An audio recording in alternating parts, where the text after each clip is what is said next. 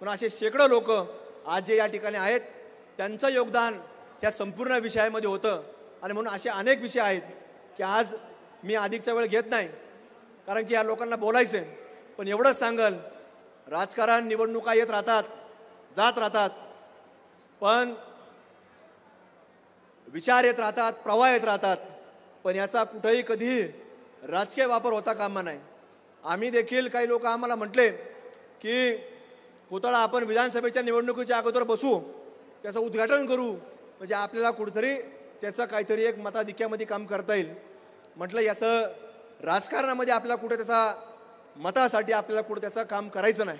आपल्याला चांगल्या पद्धतीने, योग्य पद्धतीने आणि शेकडो वर्ष हा पुतळा फक्त पुतळा नसून एक विचार देणारा, एक कुठेतरी बाबासाहेबांचा हा एक प्रतिकृती असली पाहिजे. त्याच्याकरता आपण त्याला दर्जा टिकवण्याकरता आपण त्याच्यामध्ये कुठल्याही प्रकारची गडबड न करता आपण पूर्ण वेळ त्याला दिला.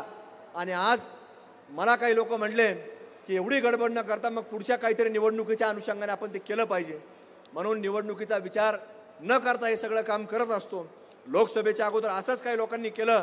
राजकारणाकरता महामानव विश्वरत्न डॉक्टर बाबासाहेब आंबेडकरांनी लिहिलेलं संविधान, त्यांच्या विचारणारे संविधान बदलणारे अशा प्रकारे देखील काही लोक बोलले, मतं मिळवले. पण हे आज सातत्याने ते संविधान घेऊन उभा राहतात. पण त्यांना साधं जर विचारलं की हे संविधानामध्ये किती पानं आहेत, तर त्या लोकांना सांगता येत नाही. संविधानामधली 4 ओळी सांगा म्हटलं, त्यांना सांगता येत नाहीत. त्यामुळे या प्रकारचा राजकारणाचा वापर हा कुठल्याही व्यक्तीने अशा महामानवांचा करता कामा नाही. म्हणून आज मी एकच सांगल, या राजकीय मंडळींना एकच सांगल, अजितदादांनी सुद्धा सांगितलेलं आहे, अनेक वेळेला भाषणामध्ये सांगितलं की जोपर्यंत सूर्य आणि चंद्र आहे तोपर्यंत हे संविधान हे अस्तित्वात राहणार आहे.